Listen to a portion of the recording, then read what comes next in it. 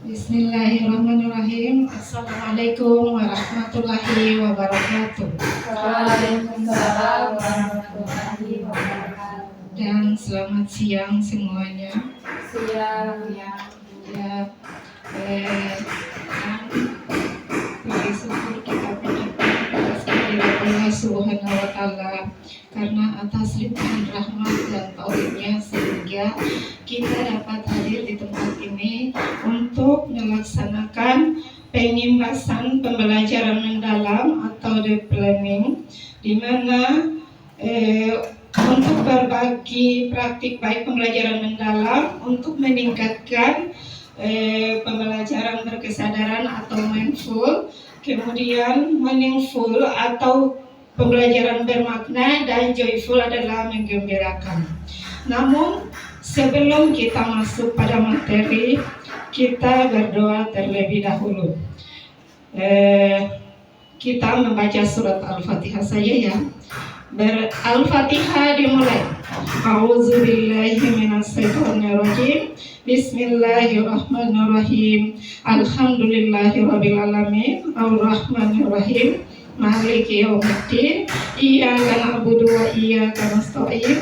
Ihdinas siratal mustaqim. Siratal ladzina an'amta 'alaihim ghairil maghdubi 'alaihim waladdallin. Amin. Doa selesai. Untuk mengefisienkan waktu, kita langsung masuk pada materi, yaitu konsep pola pikir bertumbuh. Pola pikir adalah segalanya. Di situ di layar sudah ada namanya pola pikir, tindakan dan hasil. Pola pikir akan mendikte tindakan yang dilakukan serta akan menentukan hasil yang diperoleh. Berikutnya adalah pola pikir lebih penting dari keterampilan. Terdiri dari pola pikir mindset adalah fondasi dari keterampilan atau skill set dan alat tool set.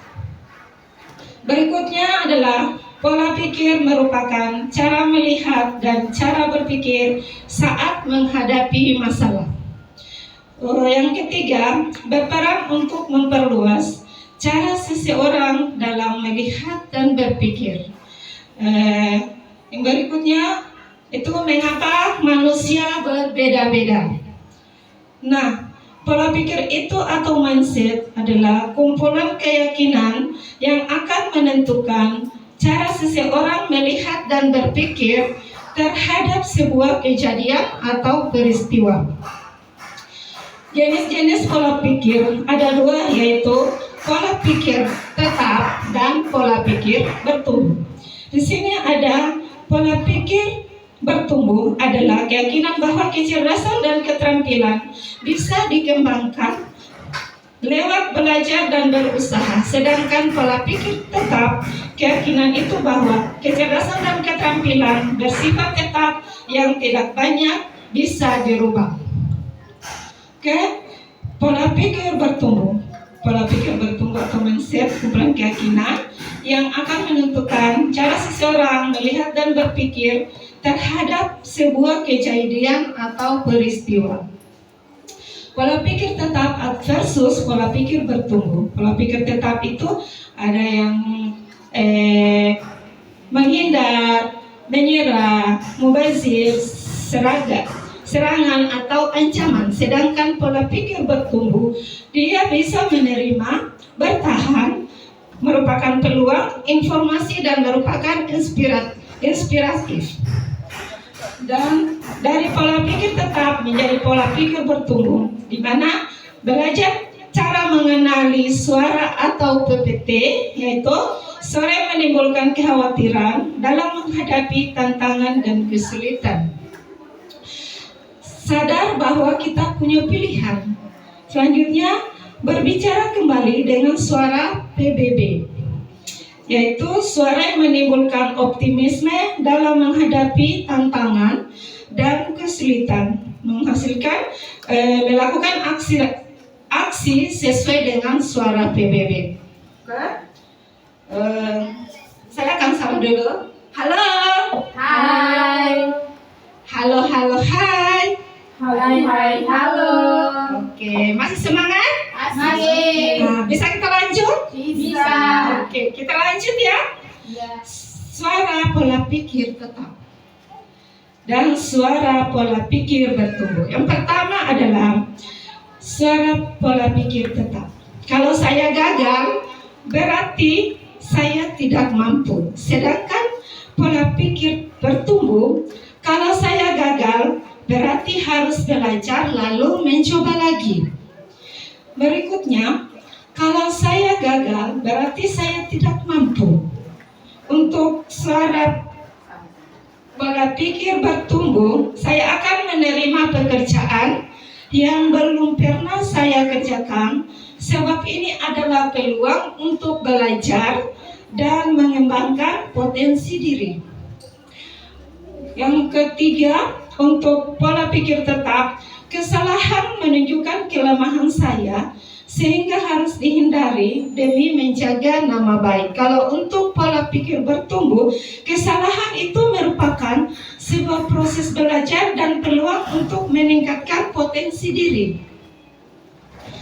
Untuk yang keempat, saya hanya bagus dalam bidang tertentu saja dan tidak untuk bidang lain. Itu untuk pola pikir tetap. Sedangkan untuk pola pikir bertumbuh, saya bisa belajar apapun juga yang saya mau, termasuk hal-hal yang sangat sulit sekalipun.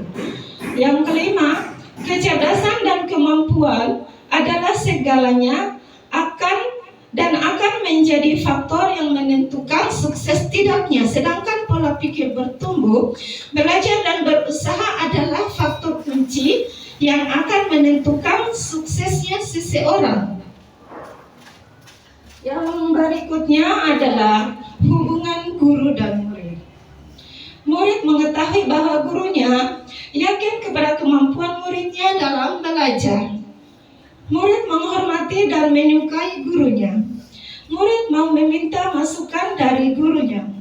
Murid sadar bahwa nilai akademik yang diperoleh tidak lebih penting daripada perkembangan diri mereka sendiri. Murid merasa aman dengan gurunya. Sampai di situ masih semangat atau kita ice breaking dulu ya. Ice breakingnya di sini adalah buka tutup ya. Kita mulai coba untuk teman-teman guru, silakan berdiri dulu. Kita akan melakukan ice breaking, buka tutup ya. Kita sama-sama 1, 2, 3. Buka tutup, bertepuk tangan. Buka tutup, tepuk tangan lagi.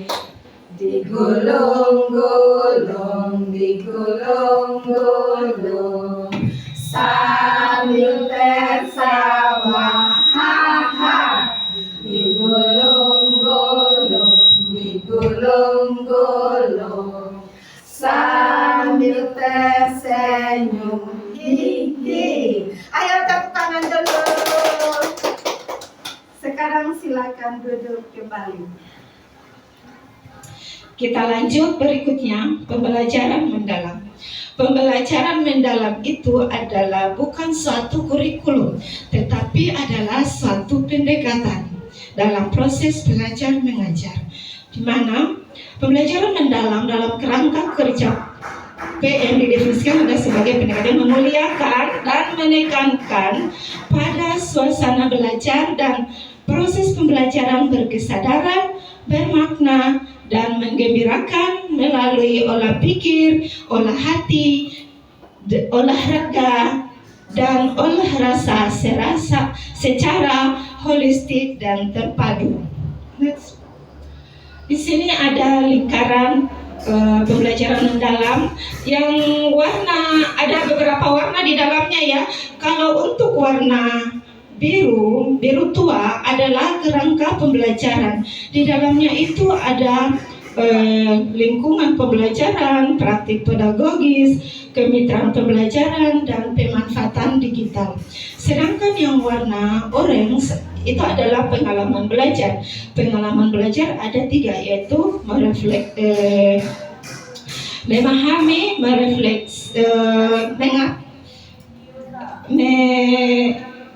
mengaplikasi, dan merefleksi. Sedangkan yang abu-abu itu adalah prinsip pembelajaran. Di dalamnya ada keimanan dan ketakwaan terhadap Tuhan Yang Maha Esa. Yang kedua adalah kolaborasi, penalaran kritis, kreativitas, kemandirian, kesehatan, kewargaan, dan komunikasi. Kalau untuk warna putih adalah dimensi profil lulusan. Di dalamnya ada 8.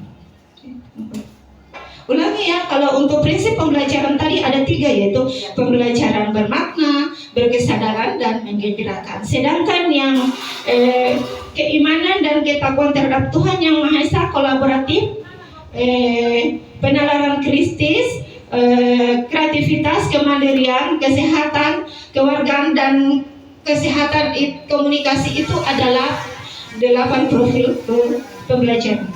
Oke, next. Ini 8 profil lulusannya, yaitu sudah disebutkan juga tadi, tapi tidak ada salahnya kalau saya ulang lagi. Keimanan, yang pertama itu adalah keimanan dan ketakwaan terhadap Tuhan Yang Maha Esa. Yang kedua adalah kewargaan, penalaran kritis. 4, kreativitas.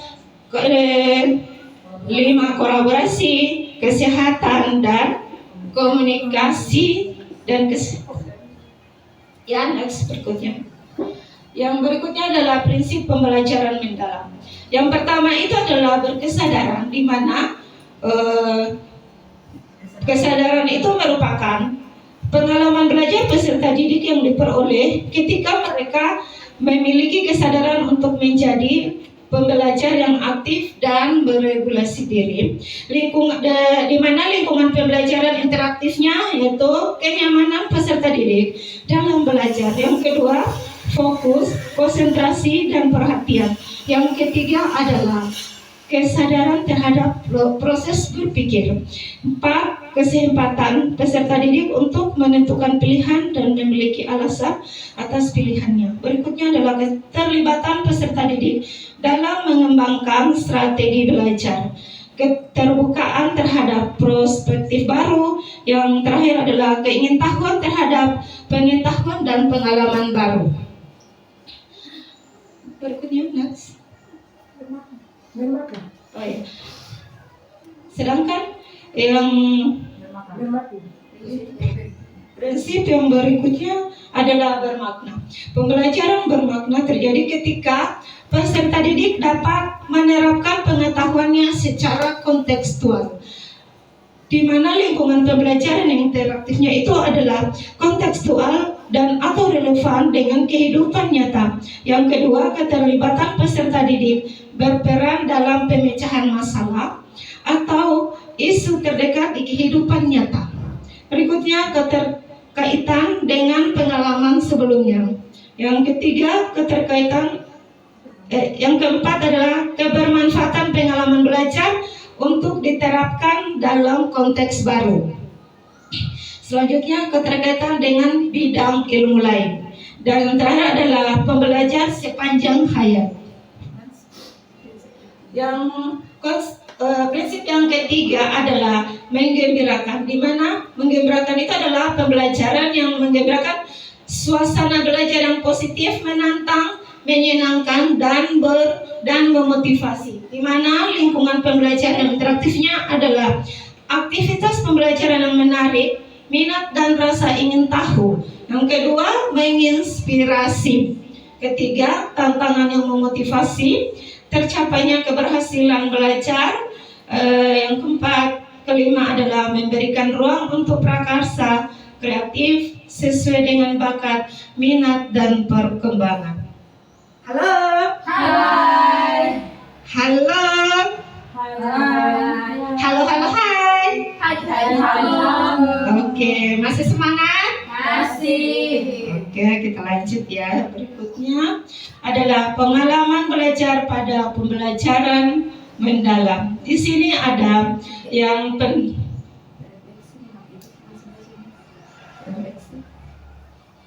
pembelajaran mendalam yang yang warna kuning adalah pembelajaran mendalam, yaitu merefleksi, mengaplikasi dan memahami. Kalau memahami adalah pengalaman belajar, guru menanti rasa ingin tahu peserta didik untuk mengetahui pengalaman esensial dan diaplikasikan dalam berbagai konteks dengan mengintegrasikan antara nilai dan karakter. Sedangkan karakteristik pengalaman belajar memahami adalah menghubungkan pengetahuan baru dengan pengetahuan sebelumnya, menstimulasi proses berpikir peserta didik, menghubungkan dengan konteks nyata dalam kehidupan sehari-hari, mengonstruksikan pemahaman melalui pengalaman nyata, memberikan kebebasan eksploratif dan kolaboratif, menanamkan nilai-nilai moral dan etika dan nilai positif lainnya, mengaitkan pembelajaran dengan pembentukan karakter peserta didik. Yang kedua adalah mengaplikasi.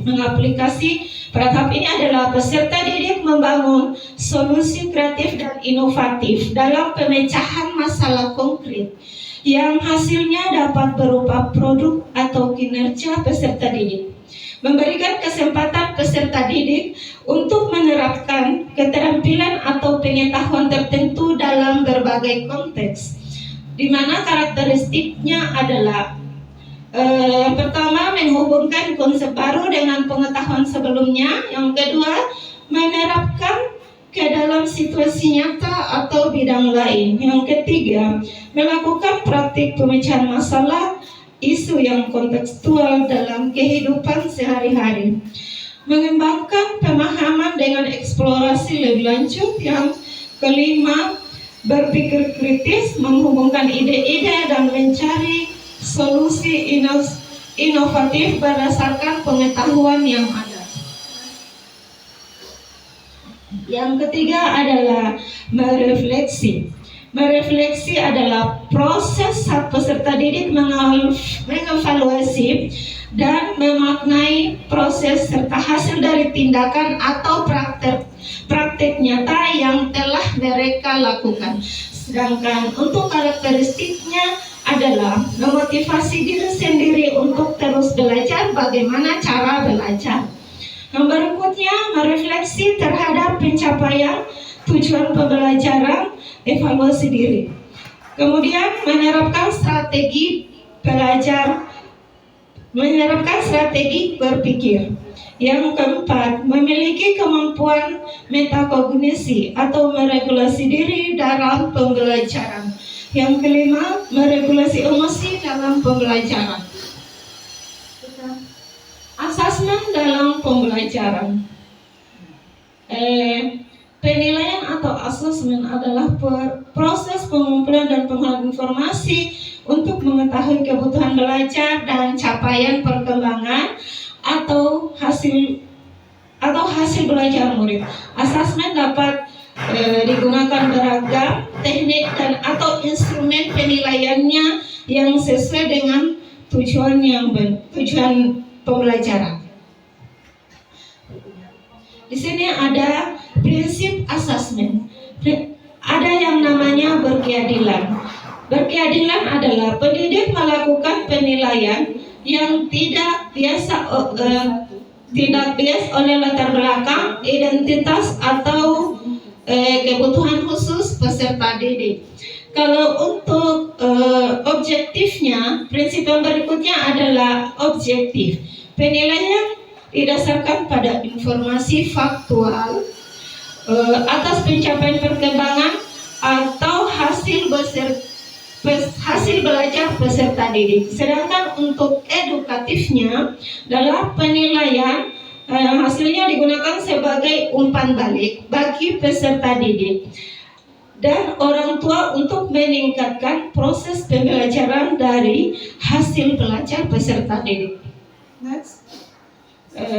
Untuk asesmennya ada 2 penilaian, yaitu penilaian formatif dan penilaian sumatif. Kalau untuk penilaian formatif atau assessment as learning, asesmen untuk merefleksi diri murid dan refleksi proses pembelajaran. Contohnya itu kalau untuk TK ya kita menggunakan checklist untuk kemajuan peserta didik. Kalau assessment for learning untuk perbaikan proses pembelajaran, contohnya itu kita perbaikan pada peta konsep dan merupakan umpan balik formatif, observasi dan catatan anekdot. Sedangkan untuk assessment of learning, assessment untuk penilaian sumatif adalah assessment of learning itu untuk mengukur ketercapaian pembelajaran murid pada akhir pembelajaran, misalnya pada akhir semester. Bisa untuk sumatifnya itu bisa berupa tes lisan, tes tertulis, atau laporan penilaian proyek atau portofolio. Contoh yang berikutnya adalah perencanaan pembelajaran mendalam. Yang pertama adalah kita melakukan dulu identifikasi terlebih dahulu, di mana dalam identifikasi itu dalamnya ada peserta didik. Kita identifikasi dulu kesiapan peserta didik sebelum belajar.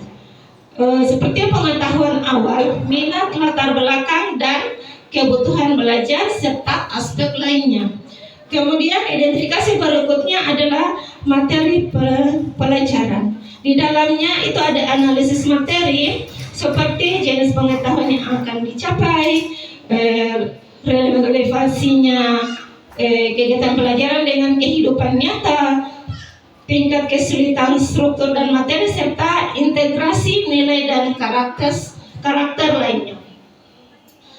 Untuk dimensi profil kelulusannya itu bisa kita masukkan misalnya keimanan dan ketakwaan terhadap Tuhan Yang Maha Esa, kewargaan, kreativitas, penalaran kritis, kemandirian, kolaborasi, komunikasi, dan kesehatan. Di situ kita bisa memilih. Tidak selamanya kita memasukkan semuanya, hanya beberapa item saja yang bisa kita masukkan. Untuk capaian sekarang kita masuk pada desain pembelajaran. Yang pertama itu adalah capaian pembelajarannya. Capaian pembelajaran harus sesuai dengan fase. Kalau TK kita masuk fase fondasi, kalau SD fase A, dan seterusnya. Untuk lintas disiplin ilmunya, di situ dituliskan ilmu dan atau mata pelajaran yang relevan. Kalau kita di TK adalah menggunakan tema atau topik ya. Untuk tujuan pembelajarannya di situ tujuan pembelajaran mencakup kompetensi dan konten pada ruang lingkup materi dengan menggunakan kategori operasional yang relevan. Sekarang desain berikutnya adalah topik pembelajaran. Topik pembelajaran itu kita sesuaikan dengan apa yang ada di topik kita masing-masing yang ada di sekolah. Praktek, dan di dalam desain itu ada praktek pedagogis. Metode pembelajaran yang dipilih untuk mencapai tujuan belajar seperti pembelajaran berbasis masalah, pembelajaran berbasis proyek, inquiry, pembelajaran kontekstual, dan sebagainya. Sedangkan yang berikutnya adalah kemitraan pembelajaran. Di situ kita menuliskan kita bisa berkolaborasi dan di luar lingkup sekolah atau kemitraan antar sesama guru atau lintas mata pelajaran atau lintas murid dan antar guru lintas sekolah atau orang tua. Kemudian lingkungan pembelajaran. Untuk lingkungan pembelajarannya itu yang ingin dikembangkan dalam budaya belajar, ruang di dalamnya adalah ruang fisik, waktu, budaya belajar dikembangkan agar tercipta iklim belajar yang aman, nyaman, dan saling memuliakan.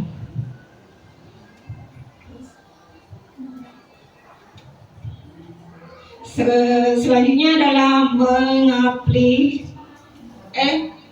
pengalaman belajar. Dalam pengalaman belajar itu ada langkah-langkah yang di awal adalah kita menuliskan prinsip pembelajaran yang digunakan, misalnya berkesadaran, bermakna, dan menggembirakan. Kita mulai dari pembuka, yaitu menyapa siswa, berdoa, absensi, apersepsi, menyampaikan tema dan tujuan pembelajaran. Sedangkan untuk pengalaman belajar yang ada pada inti adalah siswa aktif terlibat dalam pengalaman belajar, memahami, menganalisa, merefleksi, dan guru menerapkan prinsip pembelajaran berkesadaran, bermakna, menyenangkan, dan untuk mencapai tujuan pembelajaran. Pengakuan belajar tidak harus dilaksanakan dalam satu kali pertemuan saja. Sedangkan dalam kegiatan inti kita tuliskan juga yang namanya memahami. Prinsip pembelajaran yang kita gunakan itu adalah berkesadaran, bermakna, dan menggembirakan. Yang berikutnya adalah mengaplikasi. Di situ juga kita harus menuliskan kegiatan yang berkesadaran, bermakna, dan menggembirakan. Kegiatan yang kita kondisikan dengan pengalaman belajar yang menunjukkan aktivitas peserta didik mengaplikasi pemahaman secara kontekstual dalam kehidupan nyata. Kemudian merefleksi. Dalam kegiatan itu juga kita harus masukkan yang namanya merefleksi. Dalam merefleksi itu kita mampu memfasilitasi peserta didik mengevaluasi dan memaknai proses satu hasil dari tindakan dan praktek nyata yang telah mereka lakukan dalam menentukan tindak lanjut ke depan. Untuk yang lainnya adalah mengelola proses belajarnya secara mandiri dengan meneruskan dan mengembangkan strategi belajar yang berhasil dan memperbaiki yang belum berhasil dengan tetap meningkatkan motivasi belajar dan kepercayaan diri. Sedangkan di pengalaman belajar juga ada penutup. Dalam penutup ini prinsip pembelajaran yang digunakan misalnya berkesadaran, bermakna, dan menggembirakan. Tahap akhir dalam proses pembelajaran yang bertujuan memberikan umpan balik yang komunikatif kepada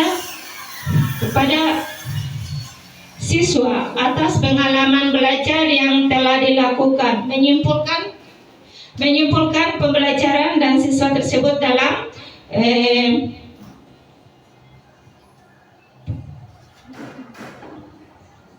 terlihat dalam penerapan belajar selanjutnya. Ya. Sedangkan yang terakhir adalah asesmen pembelajaran. Dalam asesmen pembelajaran, instrumen penilaian digunakan pada anak, proses dan akhir pembelajaran. Asesmen dalam pembelajaran mendalam dilaksanakan melalui asesmen sebagai pembelajaran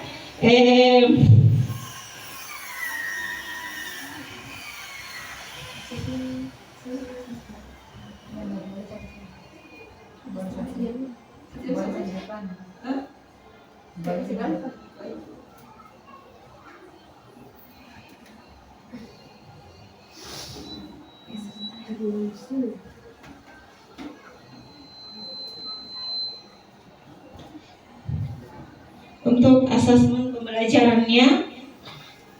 Teknik instrumen penilaian digunakan pada awal, proses, dan akhir pembelajaran. Asesmen pembelajaran mendalam dilaksanakan melalui asesmen sebagai pembelajaran, asesmen as learning yang menekankan pada penilaian diri dan penilaian sejawat. Asesmen untuk pembelajaran, asesmen for learning yang menekankan pada umpan balik. Dan asesmen hasil pembelajaran, asesmen of learning yang menekankan pada pencapaian dan tindak lanjut dengan mempertimbangkan karakteristik peserta didik. Misalnya penilaian sejawat, penilaian diri, penilaian proyek dan penilaian produk, observasi portofolio, penilaian berbasis kelas, dan penilaian kinerja. Bisa juga tes tertulis, tes lisan, dan sebagainya.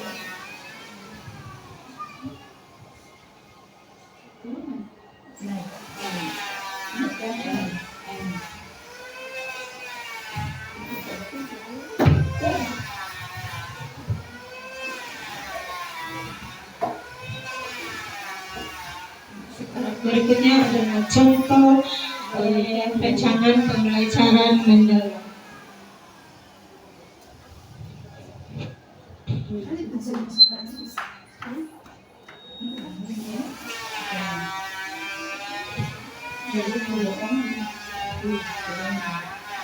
Ya, ini adalah modul ajar pembelajaran mendalam yang saya gunakan mengenal dan menyayangi hewan. Di situ yang pertama adalah identitas umum. Identitas itu memuat nama sekolah, guru, kelompok, semester, alokasi waktu, dan minggu. Sedangkan yang untuk identifikasi di situ ada yang namanya peserta didik. Ada materi pelajaran, dimensi profil besar,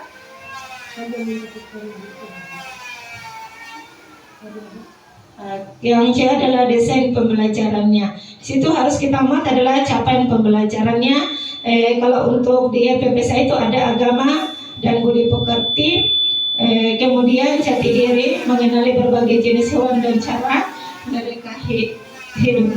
Kemudian dasar-dasar literasinya adalah mengenali konsep hewan dan cara merawatnya melalui cerita dan aktivitas langsung.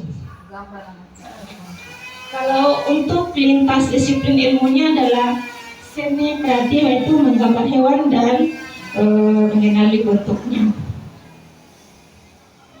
Kalau untuk pra-matematikanya itu menghitung jumlah kaki dan mengenali pola perkembangan hewan.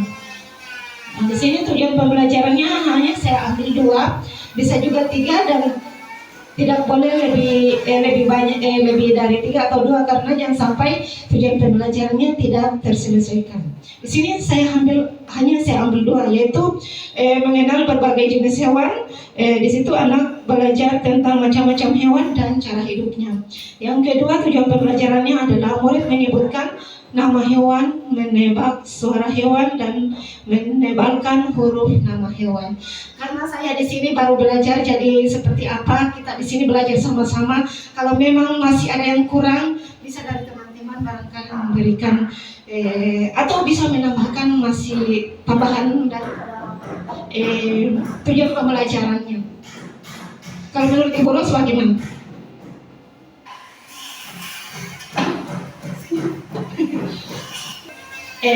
Untuk topiknya itu adalah seharusnya di situ saya isi binatang. Untuk subtopiknya adalah mengenal hewan peliharaan.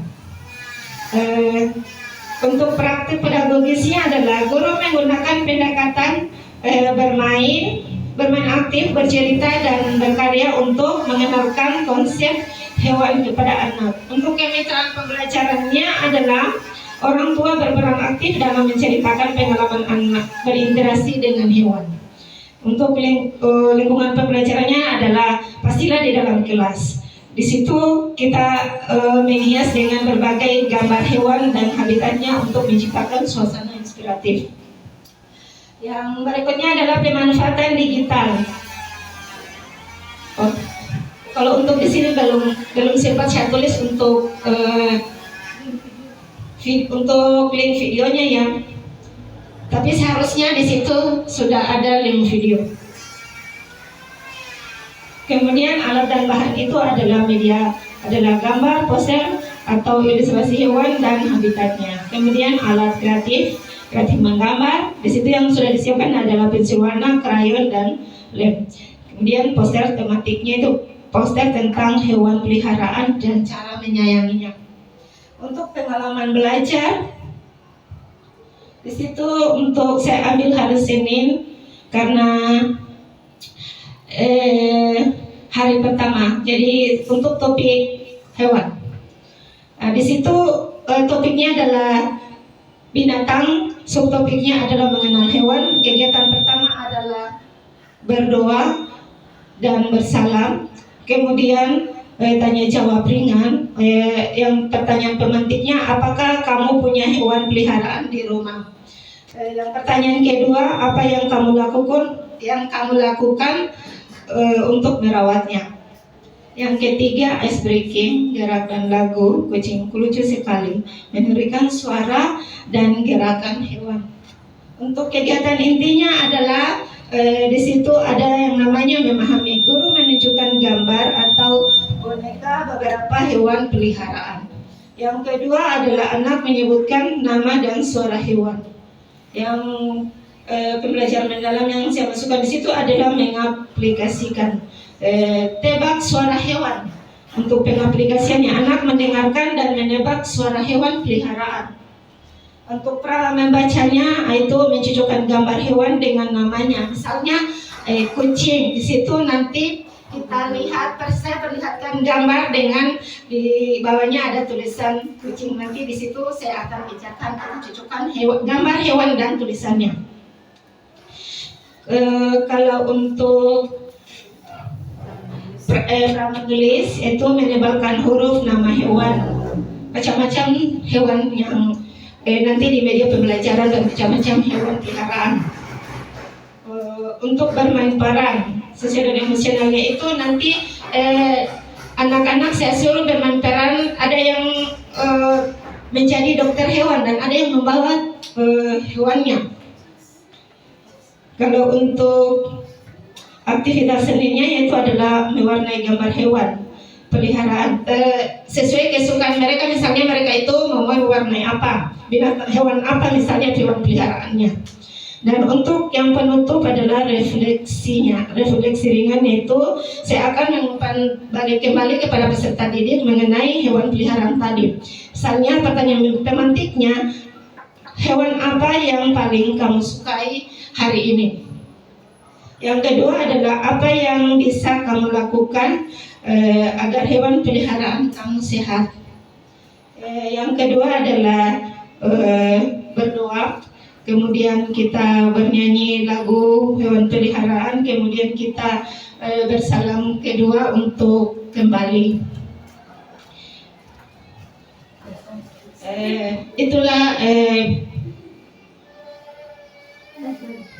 ada teman-teman yang ingin bertanya. Kalau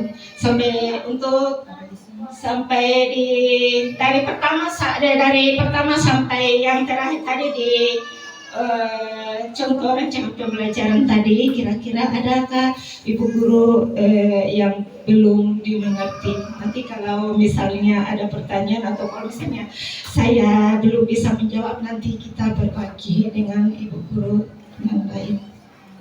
Untuk Ya. bertanya. Ya. Terima kasih atas kesempatan yang diberikan kepada saya.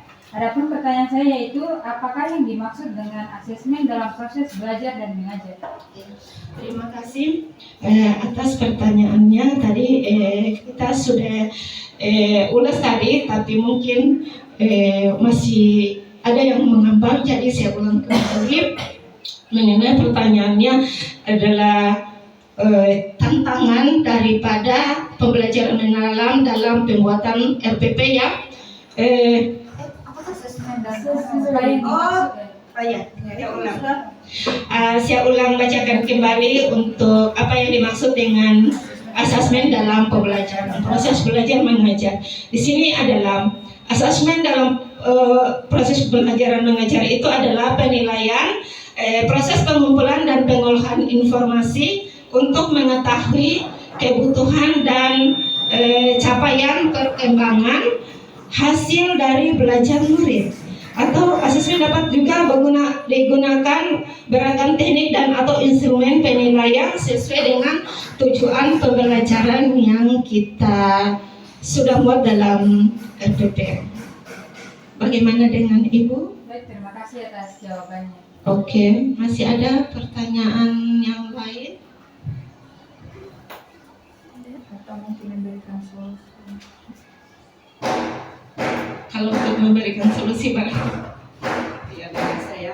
Kalau tidak ada, kita lanjut di inquiry kolaboratif ya.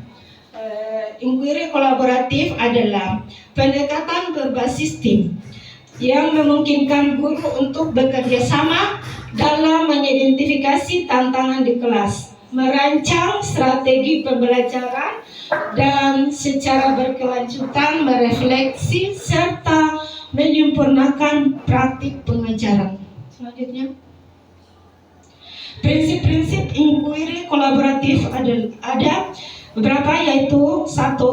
Berbasis data dan bukti kolaborasi yang setara dan bermakna. Yang kedua adalah budaya profesional yang terbuka dan reflektif, terstruktur tetapi fleksibel. Yang keempat adalah fokus pada pembelajaran dan hasil murid, pembelajaran berkelanjutan di tempat kerja, dan yang terakhir adalah kontekstual dan responsif. Untuk nilai-nilai dalam melakukan inquiry kolaboratif, ada yang namanya kepercayaan, hormat, dan memuliakan antara sesama anggota tim. Yang kedua adalah keterbukaan dan kejujuran dalam berbagi pengalaman dan tantangan. Yang ketiga adalah komitmen untuk perbaikan berkelanjutan. Yang keempat, kesetaraan dan keterlibatan semua pihak.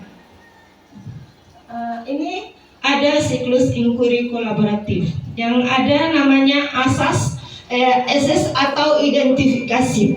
Yang kedua adalah desain, itu adalah sama dengan perencanaan. Dan yang ketiga adalah implementasi atau pelaksanaan. Dan yang keempat adalah reflect and change, pengukuran, refleksi, dan perubahan. Itulah untuk pemaparan pengimbasan hari ini.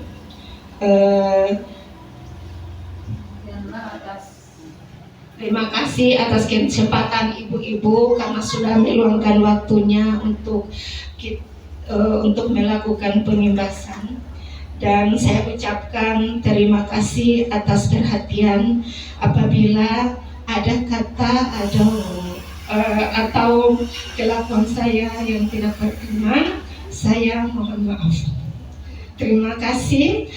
Assalamualaikum warahmatullahi wabarakatuh. Waalaikumsalam warahmatullahi wabarakatuh.